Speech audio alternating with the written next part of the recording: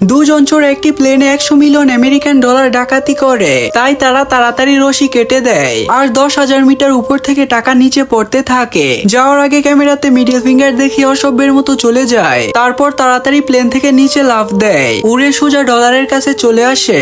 যখন তারা কোমর ধরে তখন তাদের কোমর থেকে চাকু বের করে রশি কেটে দেয়। এক নিমিষে 100 মিলিয়ন ডলার বাতাসে উড়ে যায় আর সবগুলো টাকা নিচে মাটিতে পড়তে থাকে। চোর নিচে ড্রাইভ করে সোজা 8,000 ফুট গভীর মেক্সিকান ব্ল্যাক হলে চলে যায়। গভীর ব্ল্যাক হলে প্যারাশুট খুলে সফলভাবে পালিয়ে যায়। আর ওইখানে গিয়ে টাকাগুলো পড়ে, যেটা সবচেয়ে গরিব এলাকা।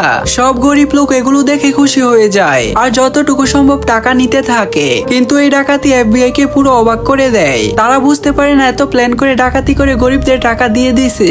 আর শুধু মজা নেওয়ার জন্য চোর পুলিশদের সামনে রেসিং বাইক বের করে আর বাড়ি বাড়ি ফাইন্যান্সিয়াল বিল্ডিং এ ঢুকে যায়। তারা সোজা 208 তলা উপরে পৌঁছে যায় আর ওইখানে কোটি টাকার দামে হীরা চুরি করে নেয়। তারপর তারা বিল্ডিং এর সবচেয়ে উঁচু জায়গা থেকে লাফ দেয়, হাওয়াতে প্যারাশুট খুলে আর হীরার বড় একটি অংশ গরিবদের বিলিয়ে দেয়। পুলিশ কিছুই বুঝতে পারে না কি করবে। তখন একজন নতুন ট্রেনিং দেওয়া পুলিশ অফিসার মাইক এইখানে আসে আর সে চোরদের ঠিকানা খুঁজে বের করে ফেলে। বন্ধুরা, এরপরে কি হয় পার্ট 2 দেখার জন্য ভিডিওটিতে লাইক করে চ্যানেলটি সাবস্ক্রাইব করে দিন।